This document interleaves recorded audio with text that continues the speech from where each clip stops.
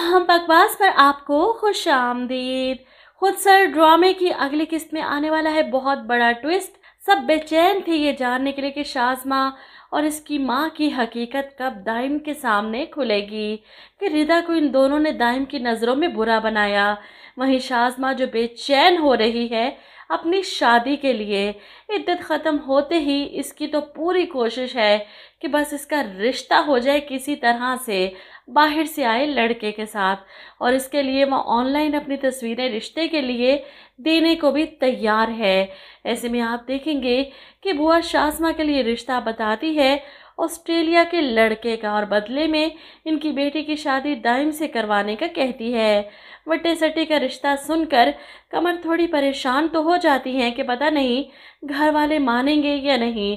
वो सबसे पहले शाज़मा से ही बात करती हैं कि बुआ ने रिश्ता बताया है ऑस्ट्रेलिया का लड़का, और लड़के की तस्वीर देखकर तो शाज़मा की राल टपकना शुरू हो जाती है। ये तो बहुत हैंडसम है, आप फ़ौरन हाँ कर दें। जिस पर कमर बताती है लेकिन इनकी एक शर्त है, और शर्त सुनकर शाज़मा को कोई फ़र्क नहीं पड़ता। तो इसमें कौन सी बड़ी बात है अम्मी, अपने दाइम भाई की शादी करनी है ना तो फिर उस लड़के की बहन से करवा दें। अच्छा है ये लोग मुझसे दब कर रहेंगे, इनकी बहन हमारे घर में होगी तो किसी की जुर्रत नहीं होगी मुझसे फजूल बात करने की या मुझे डराने धमकाने नीचा दिखाने की। शाज़मा इस बार भी अपना सोच रही है। लड़का इसे पसंद है, रिश्ता ऑस्ट्रेलिया से आया, इसे और क्या चाहिए, वो तो दिलो जान से राज़ी है। ऐसे में कमर जब दाइम से बात करती है रिश्ते के बारे में तो दाइम फ़ौरन इनकार कर देता है। वट्टे सट्टे की शादी के 100 मसाइल होते हैं और मैं इन मसलों में नहीं पड़ना चाहता, मुझे ये मंजूर नहीं। इसका इनकार सुनकर जहां कमर परेशान होती है वहीं अंदर कमरे से सुनती शाज़मा का मुंह बन जाता है। वो कमरे में जाकर तोड़ फोड़ शुरू कर देती है, चीखना चिल्लाना शुरू कर देती है। इसकी खुदसरी देखकर नाजिया कमरे में जाती है। क्या हो गया है शाज़मा, तुम्हें क्या कर रही हो? जिस पर शाज़मा चिल्लाती है, लोगों के भाई तो अपनी बहनों के लिए क्या कुछ नहीं करते, ये मेरे लिए एक रिश्ता नहीं कर सकते? इतने खुदगर्ज निकलेंगे ना, मैंने कभी नहीं सोचा था। शाज़मा की बात सुनकर नाजिया को भी गुस्सा आ जाता है। खुदगर्ज वो नहीं तुम हो रही हो शाज़मा, तुम्हें सिर्फ अपनी पड़ी है कि तुम्हारी शादी हो जाए। दाइम भाई की कोई परवाह नहीं, इनकी खुशी इनकी रजामंदी तुम्हारे सामने कोई मायने नहीं रखती। लेकिन शाज़मा को तो सिर्फ अपनी है, किसी तरह मेरी शादी हो जाए, मेरी खुशियों के रास्ते में दाइम भाई रुकावट क्यों बने, वो तो घर में कोहराम मचा देगी। अपनी माँ को बताने की कोशिश करती है कि आप दाइम भाई को इमोशनल ब्लैकमेल करें, पहले भी तो किया था ना जब उस रिदा से रिश्ता ख़त्म हुआ। जिस पर कमर कहती है ये सब कुछ उस रिदा की वजह से ही तो हो रहा है जो दाइम किसी और से शादी करना ही नहीं चाहता।